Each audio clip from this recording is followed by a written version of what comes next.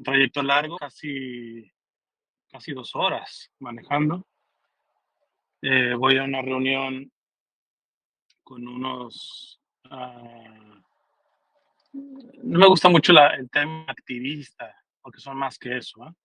Provida, dos grandes sacerdotes congruentes con este trabajo Provida, y una señora, también muy congruente en trabajo Provida.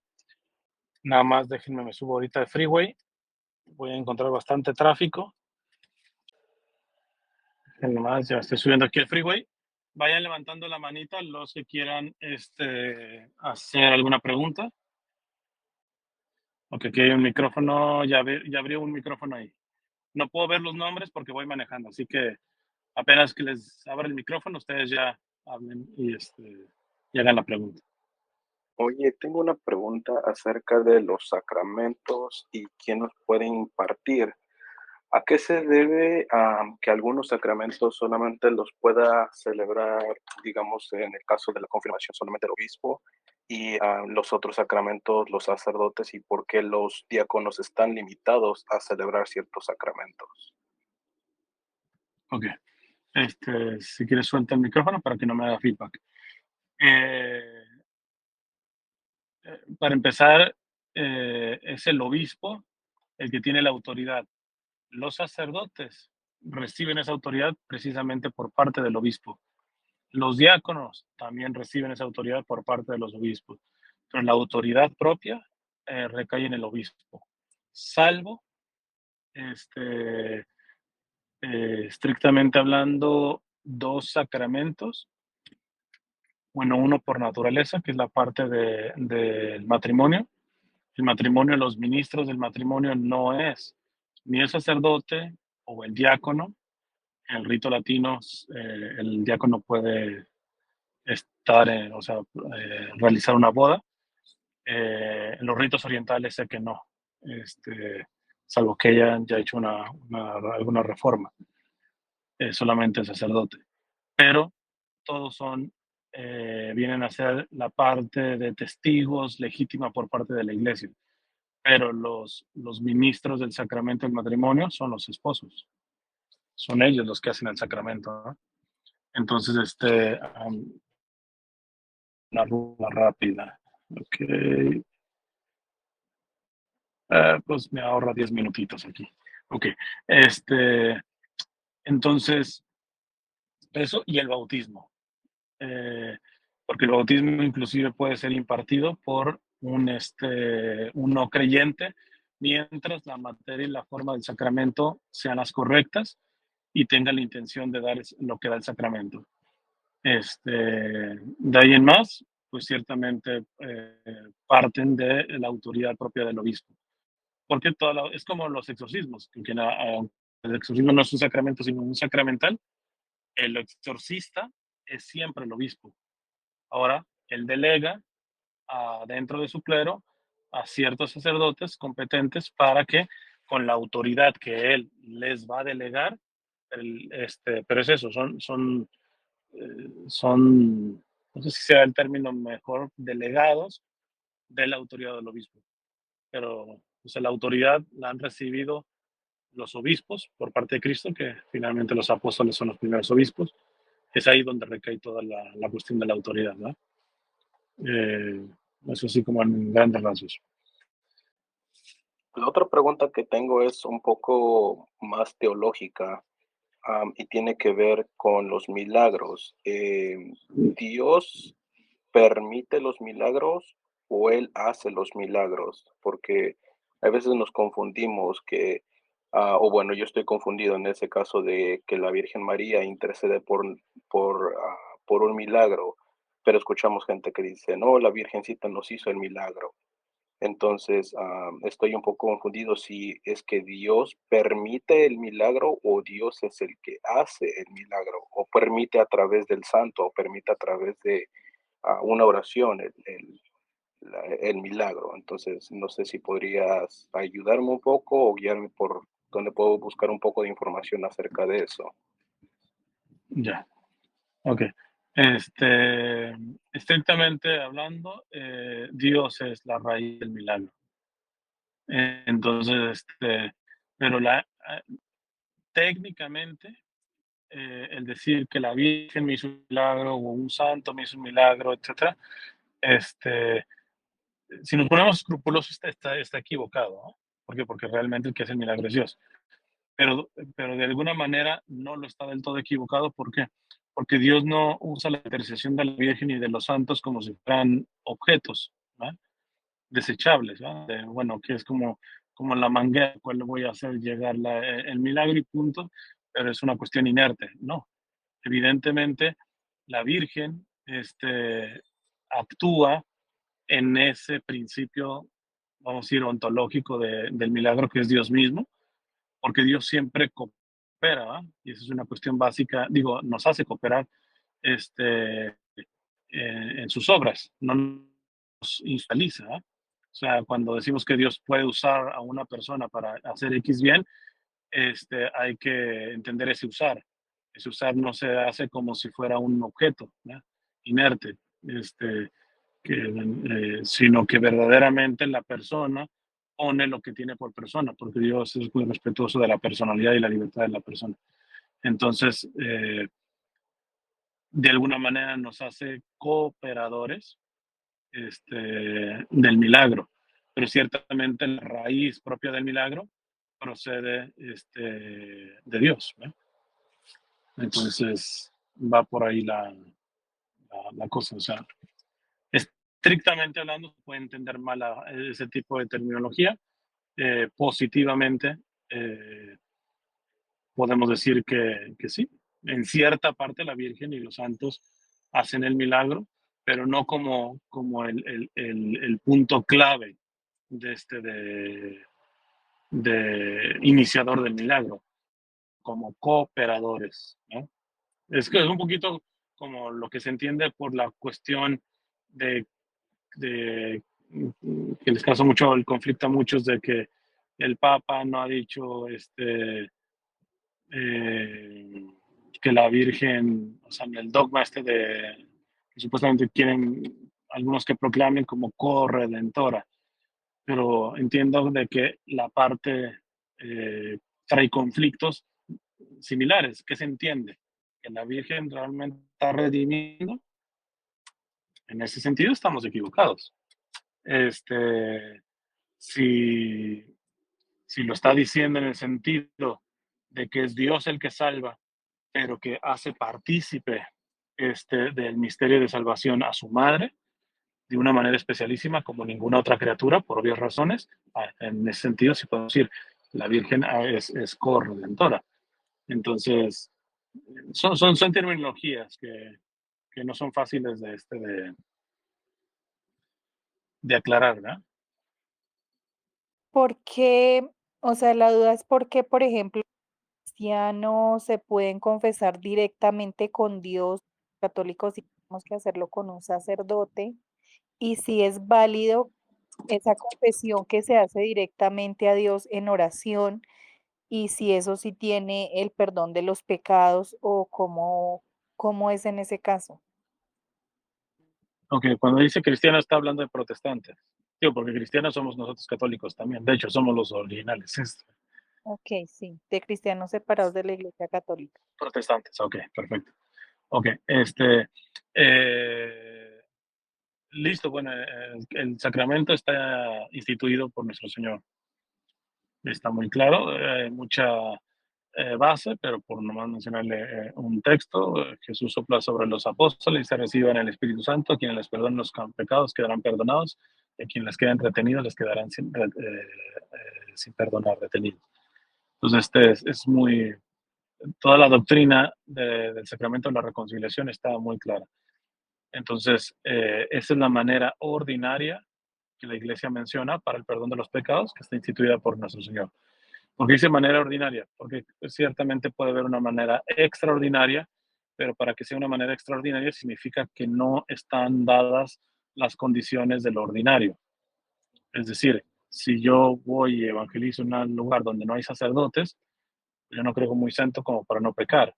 Entonces ahí La única manera que me quedaría a mí es la manera extraordinaria que implicaría un acto de contrición perfecta, ¿no? De arrepentimiento. Entonces, pero ese acto de contrición lo presupone también la vía ordinaria. Entonces, que es ir a un sacerdote a confesarse.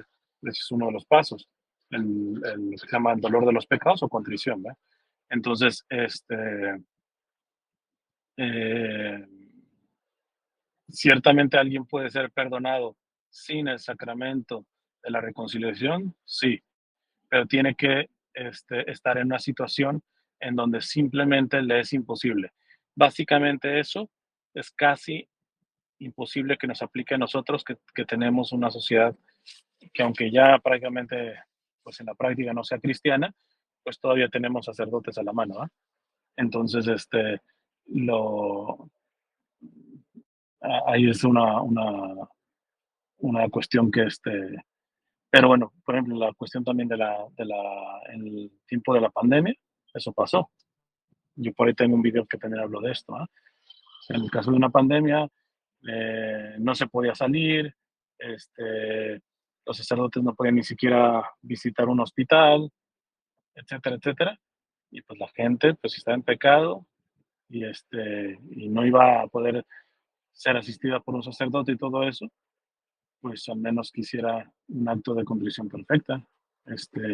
Y evidentemente la manera extraordinaria solamente ya se deja a Dios, pero no, nunca es justificable el apelar a una manera extraordinaria teniendo la ordinaria.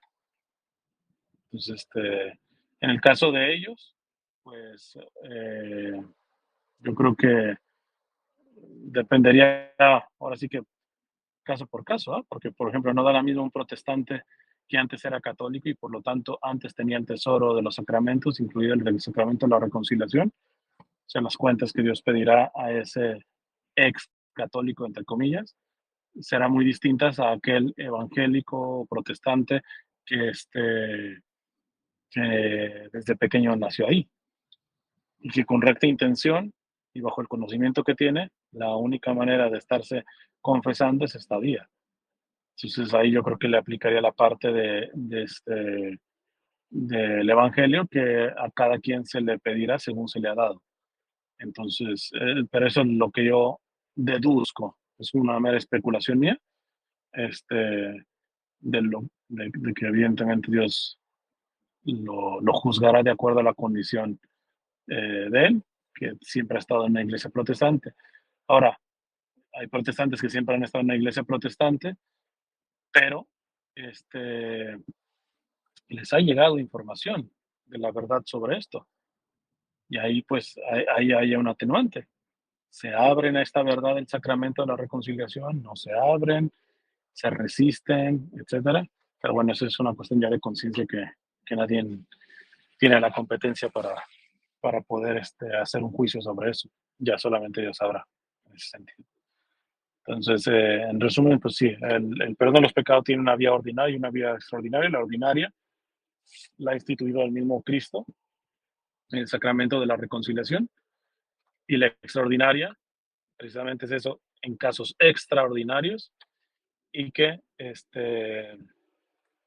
y que se dejan a la providencia de Dios, ¿no?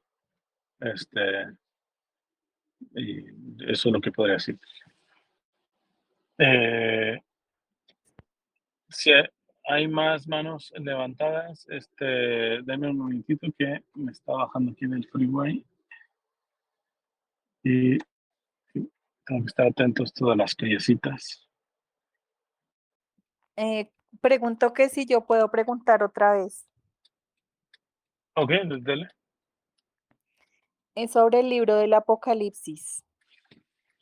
He escuchado que ese libro fue escrito como para darle esperanza a los cristianos de esa época en la que fue escrito, pero que no es algo que se aplique a los tiempos actuales. Quisiera saber qué tan cierto o falso es eso. Ok, no, toda la Sagrada Escritura aplica en un sentido histórico y en un sentido actual, porque si no, no sería verdad. Entonces, no, eso no es cierto. De hecho, a nivel de estudio bíblico, se llega a hablar sería muy largo describir todo esto ahorita, pero del tipo y el antitipo. ¿Ah? Evidentemente, la Sagrada Escritura tiene una aplicación histórica, tiene una aplicación escatológica, es decir, venidera, tiene una aplicación en el presente, en el aquí y el ahora, tiene una aplicación a nivel individual, personal. Entonces, es palabra viva. Por eso la gran diferencia a cualquier otro libro, por muy de espiritualidad y bueno que sea, simplemente la palabra de Dios no tiene comparación porque es palabra viva, eficaz, este, trasciende el tiempo en este sentido. Ahorita ya nos paramos aquí. Vamos a ver si hay otro. Ok, ya abrí otro micrófono ahí. Buenas tardes, Cristian, muchas gracias. Para comentar, me tocó una vez escuchar en un video que alguien decía, bueno, es un video, es un canal dedicado a supuestos mensajes de la Virgen y pues muchas cosas no aprobadas por la iglesia y, y mencionaban, bueno, es que escuchar a la Virgen es como escuchar la palabra de Dios o es como escuchar a Dios. Que me gustaría escuchar tu opinión al respecto, por ejemplo, de mensajes teóricamente aprobados, como no sé si, por ejemplo, no sé si Fátima están aprobadas, o ni siquiera sé si esa es la palabra correcta. ¿Las visiones están aprobadas o solamente están, no sé, reconocidas como sobrenaturales? ¿Los mensajes están aprobados? O sea, los podemos tomar así nada más, o sea, prácticamente como dicen estas personas, es que si el mensaje lo dijo la Virgen y la iglesia lo aprobó, es como si Dios mismo lo hubiera dicho.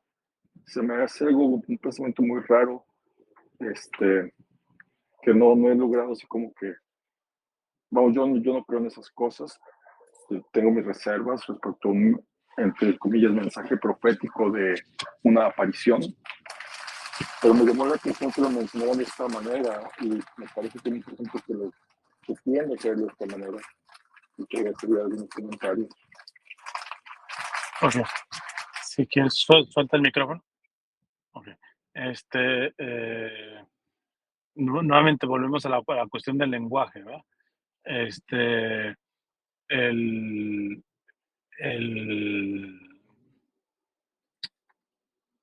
en un sentido, lo que dice la Virgen es básicamente lo que dice Dios, en un sentido sí.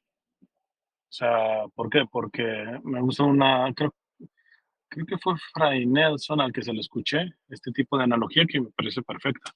Eh, el hecho de que la Virgen es tan transparente, pero tan transparente que quien la ve a ella, no la ve a ella al final, ve a Dios, ¿no? O sea, ella no es Dios, ¿no? Pero eso es el efecto de una persona tan llena de Dios. O sea, es esto, claro, salvando las medidas, una persona que uno ve que es tan buena, tan santa, etcétera, uno piensa en Dios en automático al verlo. Y lo que dice lo lleva a Dios y todo. Entonces, ¿por qué? Porque, pues eso, es una persona tan llena de Dios, tan permeada de Dios, etcétera, que en ese sentido sí podemos decir que la Virgen, que no hay nadie que le llegue al nivel de intimidad y de profundidad en la relación para con Dios que ella, ¿va? Entonces, permítame que aquí se quiere meter y ni siquiera pone las direccionales. Pásale, pues, dale. No ¿entras o no entras? Ok, ya. Entonces, bueno, entonces, en un sentido, sí, lo que la Virgen, o sea, no puede haber absolutamente nada de la Virgen, y menos ahora que ya está salvada y glorificada como ninguna. ¿Por qué? Porque sabemos que en el caso de ella,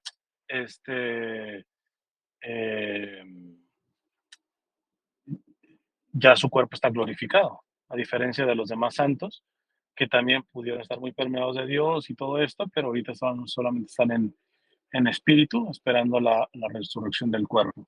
Entonces, nadie absolutamente está tan llena de Dios como ella. Ahora,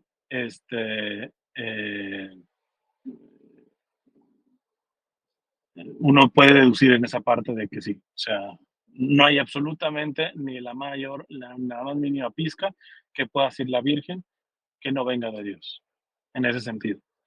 Ahora, ¿en qué sentido sería equívoco? Y ahí sí hay que tener que cuidado.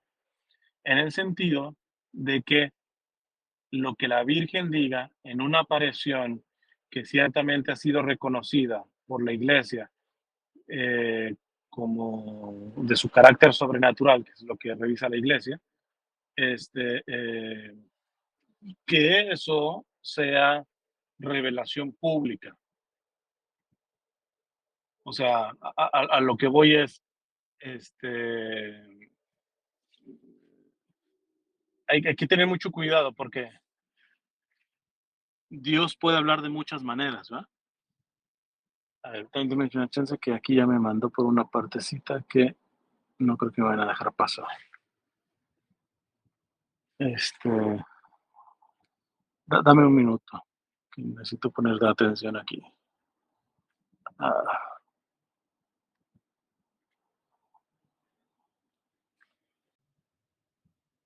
ok, listo. Disculpen que es que estoy en una parte ya quizá la más crítica aquí del tráfico y está muy complicado. Ok, resume un poco la idea. En un sentido, lo que dice la Virgen en una aparición y todo eso, eh, es de Dios, desde luego, por las condiciones de la Virgen, de que hoy más que nunca está más llena de Dios, plena de Dios, e inclusive corporalmente, porque su cuerpo inclusive ya está resucitado. Entonces, eso evidentemente de acuerdo a la doctrina católica. ¿En qué sentido no es de Dios? Y que hay que tener cuidado de que se lo quieran vender a uno así, de que lo que la Virgen dice en una aparición sea de Dios, pero se le quiera dar una categoría de revelación pública, es decir, como si fuera la Sagrada Escritura. Este, eh, y en eso está equivocado y muy equivocado y eso puede traer graves problemas. La misma iglesia tiene documentación sobre eso, magisterio.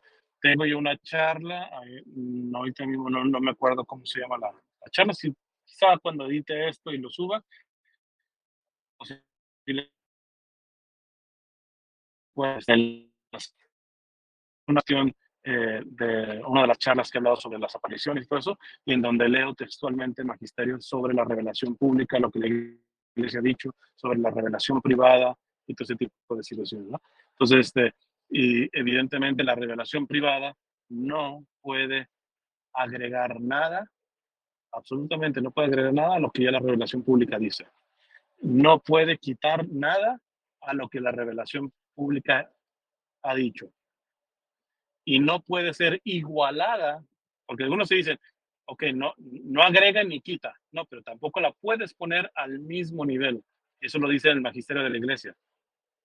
Entonces, si estas personas están diciendo que los mensajes de la Virgen, de una revelación privada,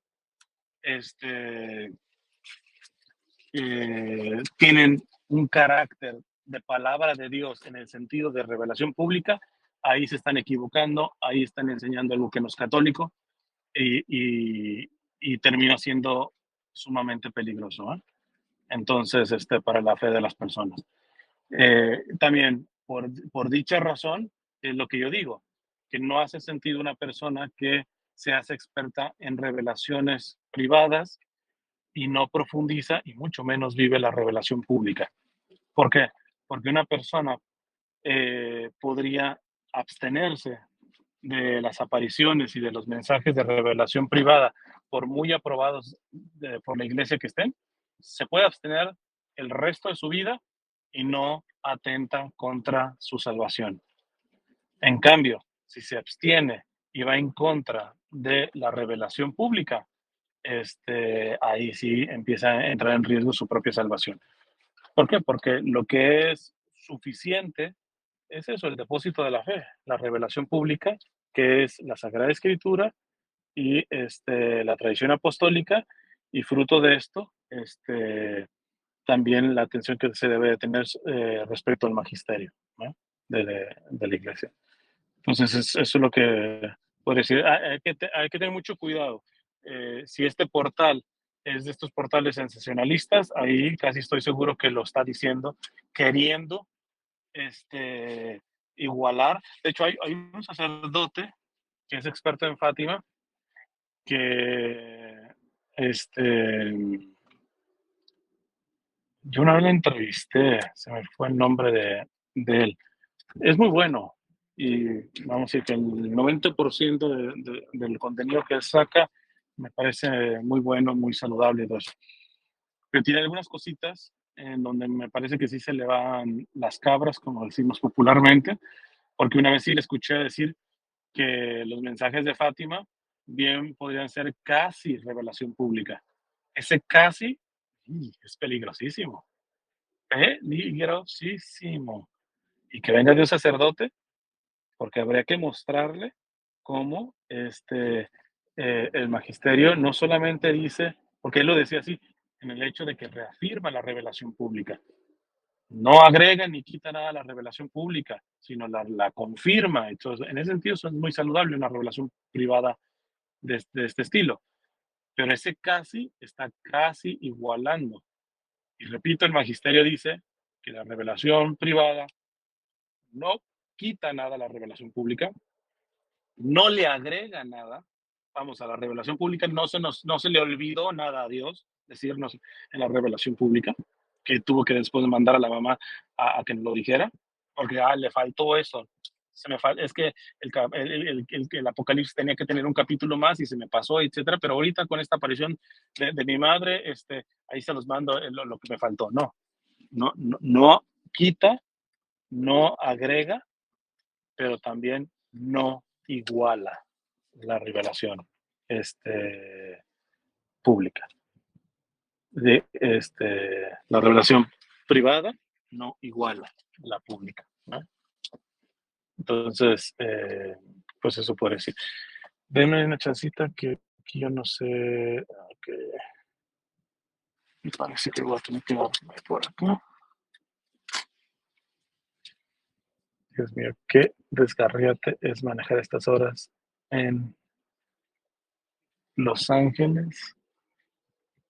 Pero pues vale la pena, ¿eh? Porque esta reunión que tengo con estos sacerdotes pro vida y con esta señora pro vida siempre dan frutos personales y en favor de los no nacidos y de las madres en crisis y inclusive de las que ya de alguna manera pues sí pasaron por un aborto para poder ayudarles a sanar.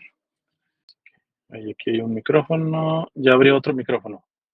Tienen que apretar el micrófono para que yo les escuche. Hola, buenas tardes. Buenas tardes. Bendecida tarde a todos. Mi pregunta va en relación a si alguna vez has visto o te ha tocado algún sacerdote que, vamos, ya se sabe la palabra de memoria y empieza a dar la homilía junto con el evangelio, o sea, está diciendo el evangelio de viva voz, sin leccionario, sin evangeliario ni nada, y va explicando la palabra de Dios. ¿Te había tocado alguna vez?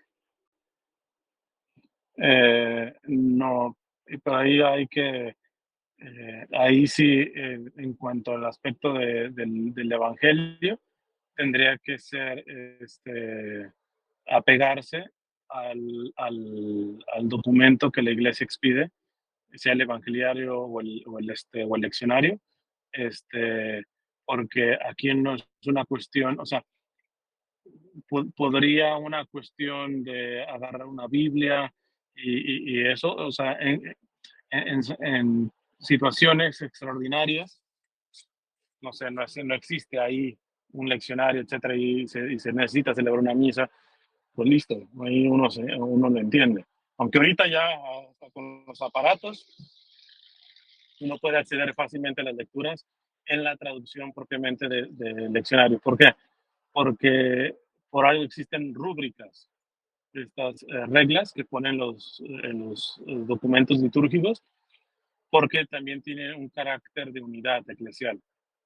Entonces, eso es lo que ha hecho mucho daño dentro de la iglesia, que inclusive algunos van agregando otro tipo de oraciones, este, o hacen las oraciones y ya se las saben de memoria, pero a veces terminan no siendo fiel al texto, y ah, este compadre se me quiso meter acá. Permítanme, déjenme que aquí ya se te destrabó un poco el tráfico y necesito ponerme más veloz aquí. Ya. Entonces, no quito que haya personas, que sé yo mismo, me sé muchos textos bíblicos casi literalmente, o sea, palabra por palabra. Pero repito, el acto litúrgico no solamente es un contenido que se da, sino que la forma en la que está instituido tiene un carácter eclesial, es decir, de la iglesia. Entonces, es esa norma que, o sea, no es un acto independiente, no es un acto de, vamos, e inclusive, que estaría ahí hasta peor, para que un sacerdote se luzca diciendo de memoria alguna lectura o alguna cosa de esta, sino es adherirse al texto, aunque te lo sepas de memoria, por el hecho de que dentro de ese documento litúrgico se está ejerciendo un ministerio eclesial que no le pertenece al sacerdote, sino a toda la iglesia. Entonces, ahí es lo que yo diría que nada más tener cuidado, siempre salvando las excepciones. Cuando verdaderamente no se tiene el leccionario o el evangeliario, etcétera, a la mano, pues peor es nada, ¿no? Ahí yo creo que, al menos yo no me pondré escrupuloso en esos casos. Pero si se puede tener y simplemente por capricho uno ya lo quiere hacer así, se le está olvidando de que en ese documento litúrgico no solamente es informativo decir, mira, esto tienes que decir, sino que al estarlo haciendo, estás uniendo a una disciplina eclesial, a una disciplina de la iglesia. Y eso tiene un sentido de que la misa no te pertenece, sacerdote, ¿eh? O sea, entonces, ahí es donde de hecho, yo conozco sacerdotes que, evidentemente, imagínense, si un sacerdote no se va a saber las palabras de la consagración de memoria, desde luego. Pero hay algunos sacerdotes que yo he conocido, ciertamente muy buenos sacerdotes, que sí o sí la leen. Aunque ya se la sepan de memoria, sí o sí la leen. ¿Por qué? Porque quieren hacer ese ejercicio implícito de estarse uniendo a un texto litúrgico de la iglesia, este, y aunque se sepan de memoria y todo eso, decir, o sea, la liturgia no me pertenece. Es un bien que yo estoy de alguna manera presidiendo, pero no es mío. Entonces, es lo que podría decir. Y ahorita la broma. Ah, bueno, había abierto los micrófonos. La otra persona, no sé si sigue ahí. Buenas tardes. Buenas tardes. Cristian, primero que nada, cuídate mucho porque en todas partes a esta hora es el tráfico bastante difícil. Ya. Y bueno, de lo que comentaba el hermano sobre las apariciones,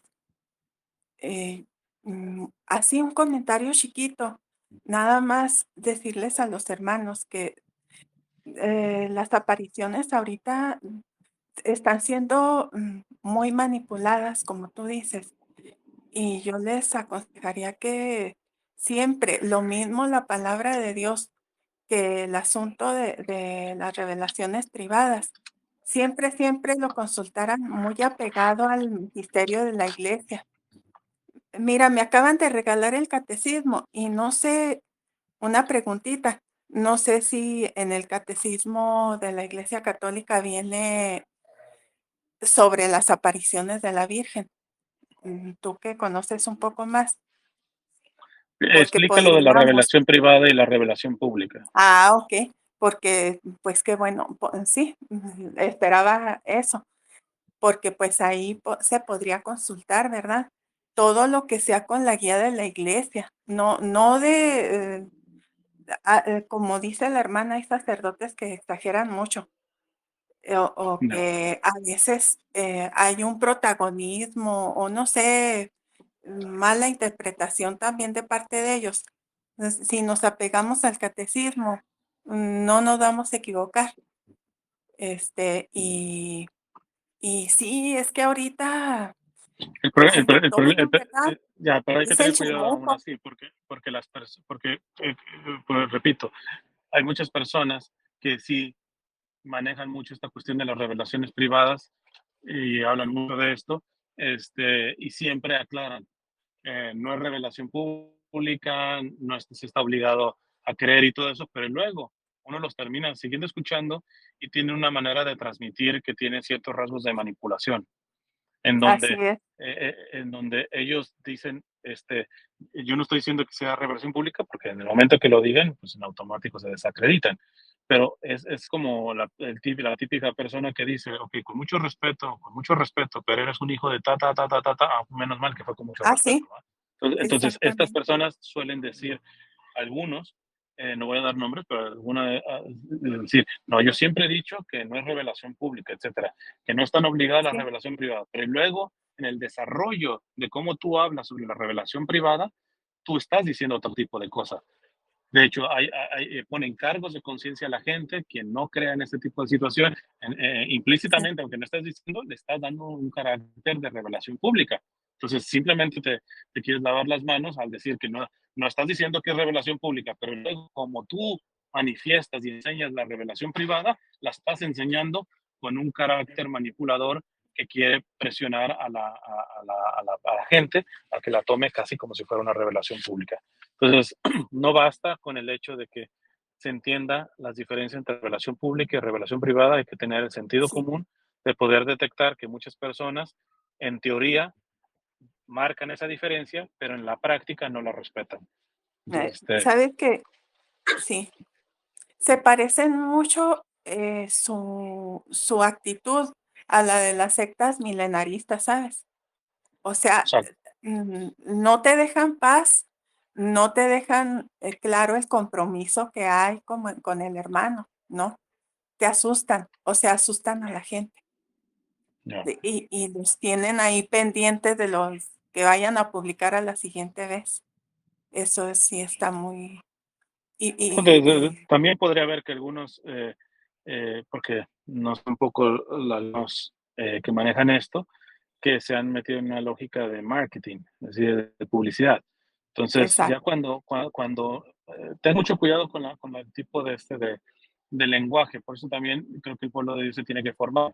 Ejemplo, les explico muchos, ahorita, sobre todo por ejemplo, en la plataforma de YouTube, YouTube considera mucho para una mejor monetización y una mejor exposición del video, etcétera, y difusión, que tanto la persona se pueda quedar viendo el video, cuánto tiempo. Si nomás lo ve un pedacito, pues YouTube no termina monetizando mucho bien ese video, o, ajá, o no lo promueve mucho, etcétera, ¿no? Entonces, clave, no es, no es coincidencia que hoy, bueno, los youtubers seculares, uno los puede entender, pero ya ahora que dentro de los propios católicos se escuche como decir, pero quédense hasta el final, que les voy a revelar algo más, les voy a dar una noticia al final del video, es puro marketing. sí, Ellos realmente están usando para manipular esa parte. Otra, adjetivos. Les voy a decir algo que impresionará. Entonces ya va preparando la psicología de la persona. Esto que les voy a decir va a ser impactante. Entonces, todo eso son estrategias de manipulación con el lenguaje. Entonces, tengan mucho cuidado. ¿Por qué? Porque pues el que no sabe esto cae redondito, ¿va? ¿Por qué? Porque Sí. basta que la persona sea muy diestra en este tipo de lenguaje manipulador y hace que se trague todo el mundo su discurso, ¿ah? Y muchas veces lo que buscan precisamente es conscientemente manipular, porque muchas veces podemos estar manipulando, la mayoría de nosotros manipulamos, pero si tenemos recta intención y todo eso de una manera inconsciente. Hay que ir conociéndonos para ir quitando todo tipo de manipulación. Pero estos ya huelen como que es totalmente intencional. Cuando ya vean que prácticamente no salen de esos temas, están continuamente eso huele a que no va muy bien la cosa, ¿no? Entonces, son detallitos. Sería muy amplio para decir, pero sí, hay que poner mucha atención. Ahora, si se quieren ir a la segura, déjense de estar buscando y viendo contenido sobre revelaciones privadas, por muy aprobadas que estén y todo esto, y céntrense en la revelación pública. Ahora, si accidentalmente les llega algo sano de revelación privada, siempre será benéfico para el alma. Yo recientemente hablé de Lourdes, ¿va? Y listo, hace bien al alma, pero no como norma de estar por encima siempre, porque ellos se dan cuenta, nomás les voy a decir una cosa, porque muchos de ustedes pues, evidentemente tendrán canal de YouTube solamente pues, para poder ver otros canales, pero no están produciendo y todo esto. Pero yo ni siquiera veo, a mí me da asco ese tipo de caer en esa dinámica. Pero YouTube generalmente me manda correos electrónicos como ellos y nos dice las estrategias concretas para que puedan tener más impacto los videos. Entonces, en las estadísticas te menciona, por ejemplo, estos son los videos que han tenido más impacto, porque no solamente son las visitas, porque si la persona está buscando ganar dinero, puedo yo tener un video de un montón de visitas y muy baja monetización, porque lo que no se monetizan tanto las visitas, sino el impacto del video. Y hay un video que no tenga tantas visitas, pero sí me dé más monetización. Este, y eso lo va catalogando pues YouTube y tiene sus formas muy particulares de hacerla. Entonces, cuando YouTube ya pone estrategia de decir, mira, este video sí fue promocionado mucho. Aunque haya tenido pocas o muchas visitas, se ha sido y te dio un rendimiento de ciertos dólares por cada visita, etcétera, en lo que llaman el RPM. Entonces, muchos de estos se están dando cuenta que este tipo de temáticas sí generan cierto tipo de beneficio o monetario o de viralidad, etcétera. Entonces, hoy por Ajá, hoy, pero el problema es que con eso ya desvirtúan el sentido de la revelación privada, porque la revelación privada, exactamente. aunque pueda ser fuerte, siempre tiene que estar en la vía de la evangelización. Evangelio significa mensaje de salvación, no de condenación. No estamos diciendo que no exista la condenación, pero siempre un mensaje de esperanza, de salvación. Entonces, ya cuando se mete el morbo, se les empieza a meter temor a las personas y todo ese tipo de cosas, es una burda manipulación que si me apuran, chance y hasta raya con el pecado, ¿eh? Porque no creo que Dios propiamente le agrade mucho que estén usando a su madre para mensajes manipuladores, ¿verdad? O interpretaciones manipuladoras, ¿verdad? Entonces ahí sí hay que tener mucho Sí, cuidado. así es. Sí. Gracias. ¿Ok? No de qué. Ok, ahorita estoy parado aquí. Si hay alguna otra pregunta, levanten la mano. Ahí escucho el micrófono. Alguien tiene abierto el micrófono. Gracias, Cristian.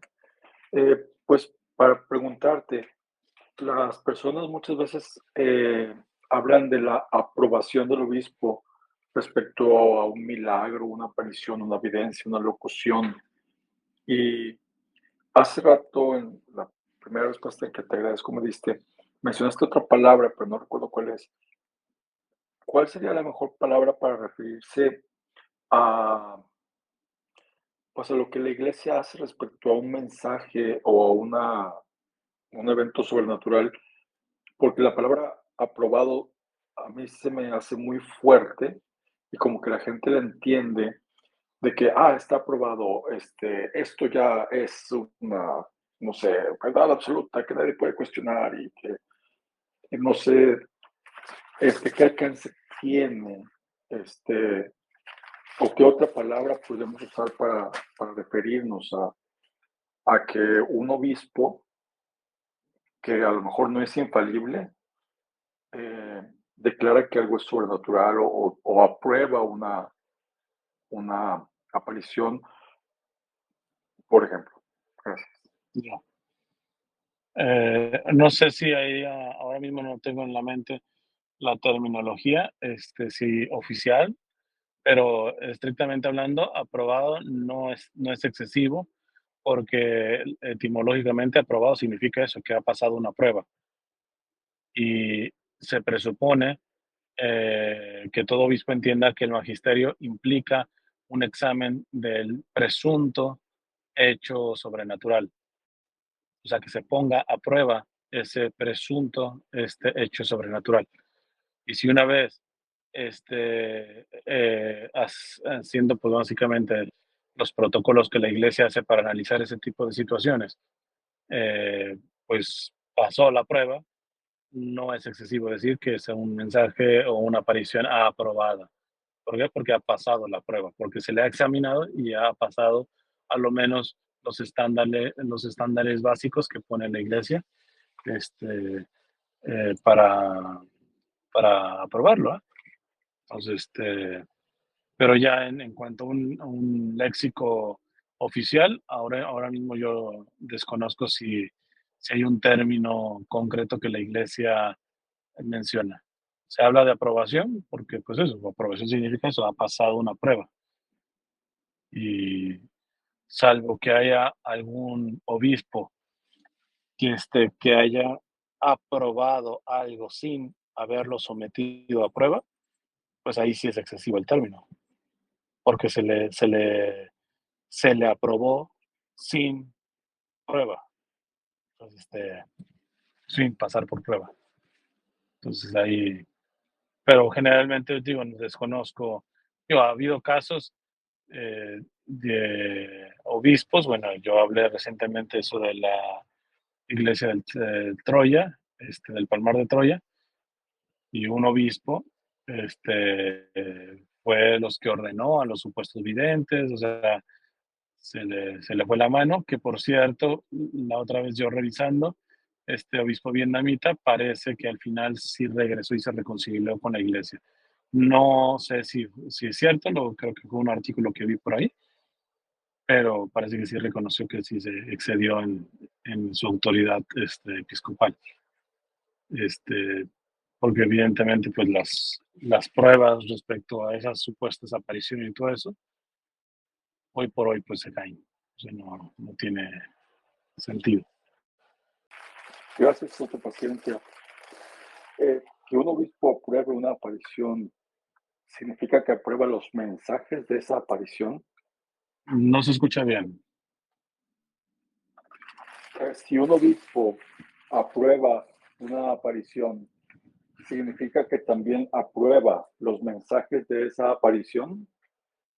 No necesariamente.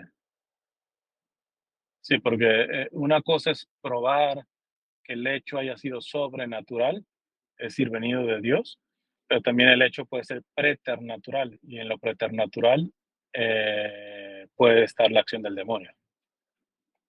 O sea, puede ser no natural, está claro, pero cuando se declara que el hecho sí tiene un carácter sobrenatural, lo sobrenatural siempre viene de Dios. Entonces, lo preternatural viene por ejemplo, por parte de los ángeles, caídos y no caídos, este, el, la acción del demonio es preternatural, ¿eh? O sea, que sí podemos decir que no es natural. O sea, hay unas cosas que sí son muy delgaditas para distinguir, porque alguien puede decir, el obispo dijo que esto no tiene una causa natural. En automático está diciendo que es sobrenatural, ¿no? Porque puede ser preternatural, pero preternatural negativo, es decir, del demonio. Está claro que la iglesia probó y que esto no tiene causa natural. O sea, no tiene causa natural. Eh, que el supuesto vidente no se haya levitado. O sea, díganme si eso es natural, no, no es natural. Pero en automático el que se diga que una cosa no es natural, no estamos diciendo que en efecto es sobrenatural. Puede ser preternatural y preternatural en el sentido de acción diabólica. Entonces, eso en cuanto al hecho. Y los mensajes siempre estarán a revisión, ¿no? Porque está el caso de la Salet, que es uno de los casos, que hoy muchos difunden mensajes posteriores a las apariciones que la iglesia aprobó, y los están diciendo como si la iglesia hubiera aprobado esos segundos mensajes, y no están aprobados esos. Entonces, ahí sí hay que tener cuidado. Pero sí, la iglesia puede hacer una distinción, por ejemplo, en el caso de Lourdes, muchas de las apariciones de la Virgen, no hubo mensaje alguno. Simplemente la Virgen se ponía a rezar con Bernadette. Lourdes es el mejor ejemplo de una aparición que el mensaje fue muy breve y no fue el corazón de la aparición. El corazón de la aparición fue el acompañamiento de la Virgen, que luego se expresa en el manantial que brota ahí y que sana, etcétera. Entonces, pues no necesariamente una aparición tiene que estar vinculada necesariamente a un mensaje, y por ende no es necesario que la iglesia apruebe el mensaje, aun cuando diga si es una aparición sobrenatural. O sea, la iglesia perfectamente puede distinguir esas dos cosas. Además que lo que ya he explicado, la iglesia puede decir que una aparición es verdadera, o sea, sobrenatural. Puede decir que es falsa, lo cual no significa que sea mala, sino que haya sido parte de una sugestión del supuesto vidente, etc. Donde sí es mal es cuando ya la iglesia declara que eso fue una presunta aparición fraudulenta. Pero el que una cosa sea falsa no significa que sea mala. Hay muchas apariciones que los mensajes que se terminaron dando pues no son malos y todo eso, pero la iglesia diga, no son malos ni nada por el estilo, pero aquí no hay carga sobrenatural. Aquí fue la formación teológica del vidente, o fue una sugestión, y no hay dolo, porque el vidente, pues, supuesto vidente, presunto vidente, realmente él creía que estaba teniendo una experiencia mística y en realidad no. Pero en realidad no es malo. Distinto a aquel que sí finge o la provoca, que ahí ya estaríamos hablando ya de un tipo de espiritismo, lo cual es ya diabólico, y ahí sí es complicado. Pero sí, la iglesia puede distinguir perfectamente entre el hecho místico o sobrenatural del mensaje. Puede aprobar el hecho, porque si realmente pasó la prueba de que no es natural, pero no necesariamente puede aprobar lo otro. No necesariamente al no aprobarlo, también no lo está condenando, que es la otra cosa. El que la iglesia no apruebe una cosa no necesariamente significa que está condenando. Muchas veces lo deja abierto para un discernimiento que se vaya haciendo posteriormente. Ok, me quedan 10 minutos. Los que tengan preguntas, levanten la manita o callen para siempre. A ver, aquí hay un micrófono y abrí otro micrófono. Tiene que apretar el micrófono para que lo escuche. ¿Sí? ¿Me escucha? Sí. Ok, buenas noches. Yo tengo una pregunta. Una persona cristiana que ha cometido un delito en el pasado, esta persona,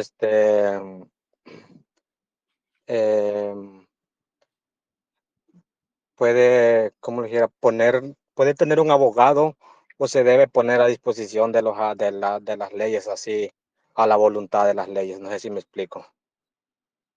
Ok, medio se cortó un poquito. Si quieren, vuelva a hacer la pregunta.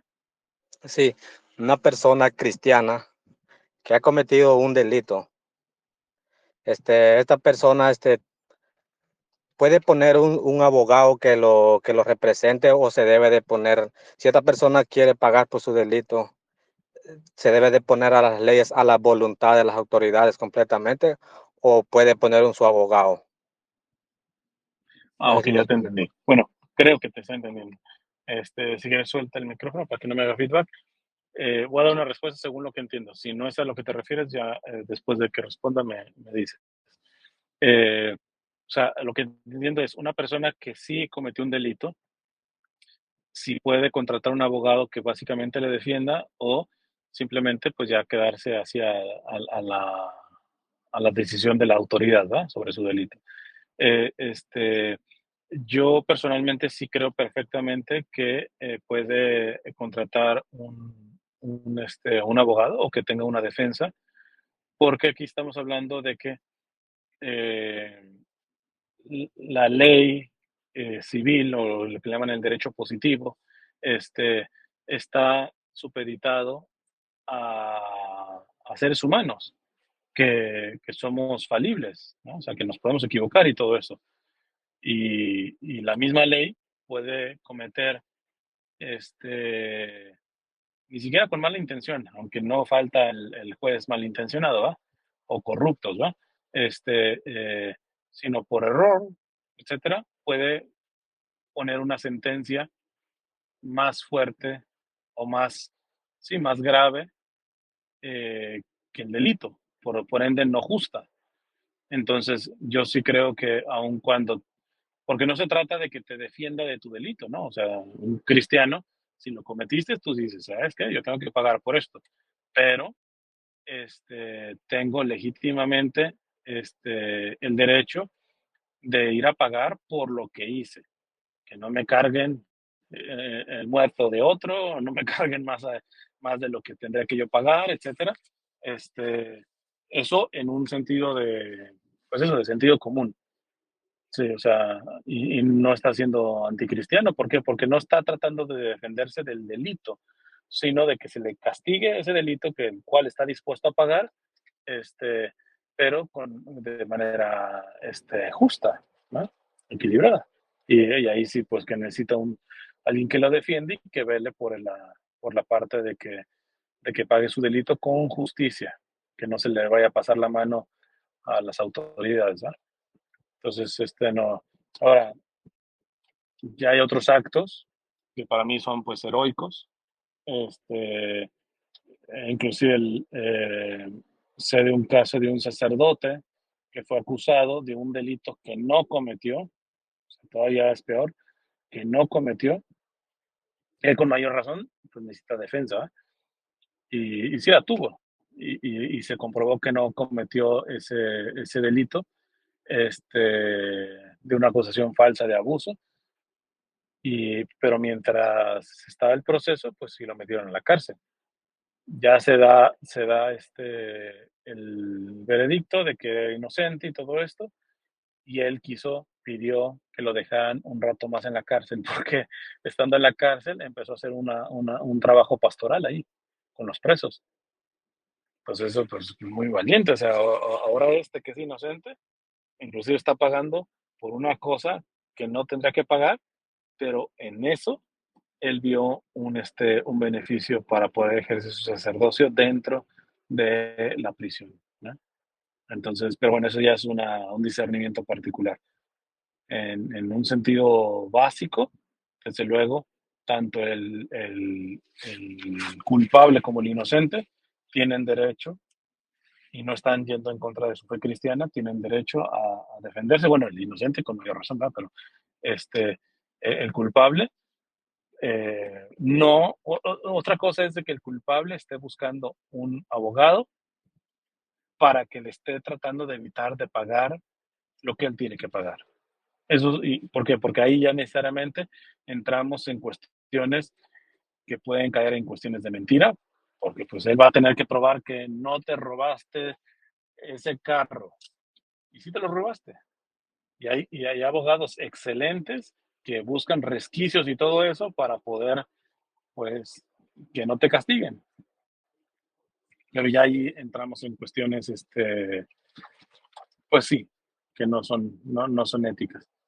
Acá mientras no sea así, mientras sea un abogado para que no se pase la, no se pasen de la raya, porque ciertamente hay autores que se pasan de la raya, yo no veo en qué pueda causar conflicto el que sea cristiano, porque no estás dando a rehuir a tu delito, sino simplemente el abogado tiene fines de que realmente lo pagues de manera justa y que no se les pase la mano, ¿no?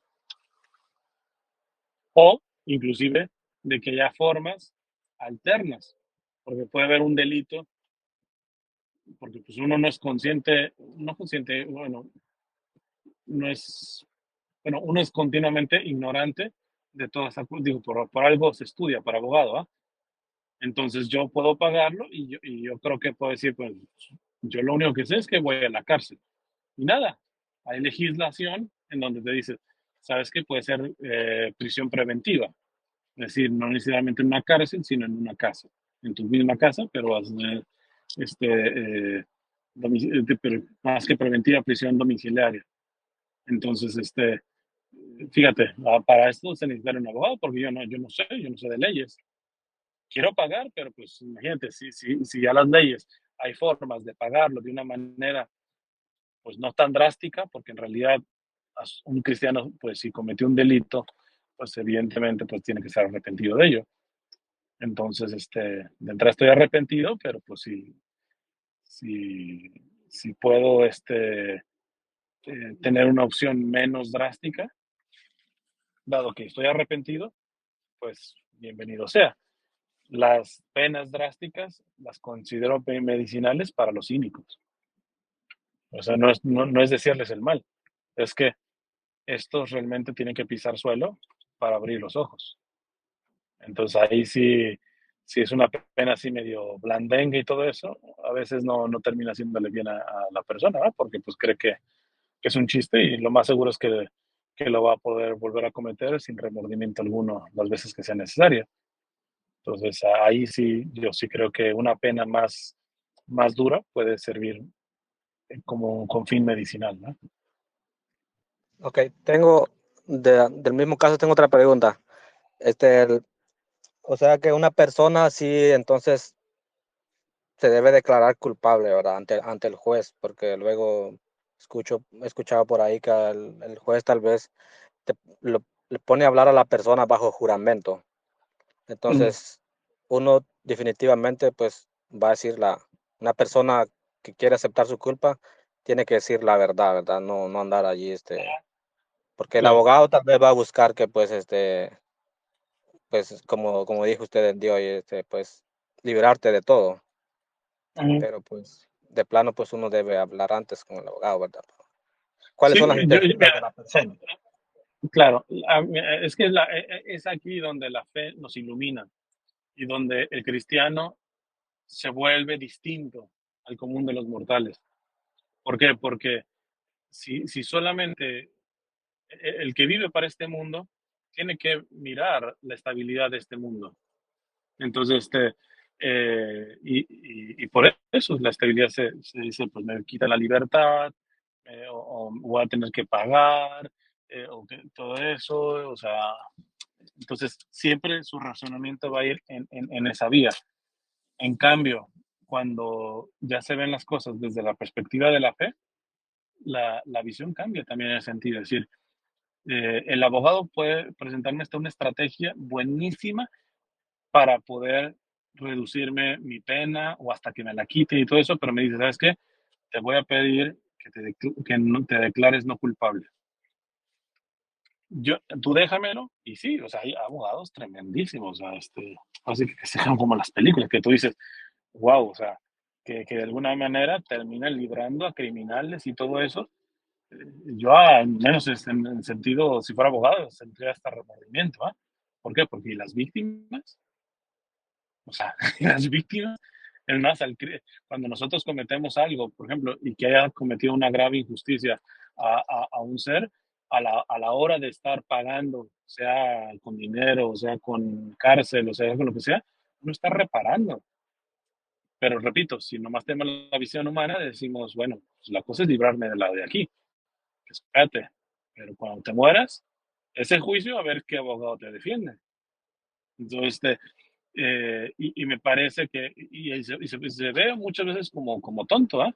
Oye, te podías defender aquí, podías escaparte por aquí, por esta cosita y todo eso, y que tú digas, no, y que le digas al juez, inclusive, conozco un caso de una persona que lo detuvieron de migración, este, y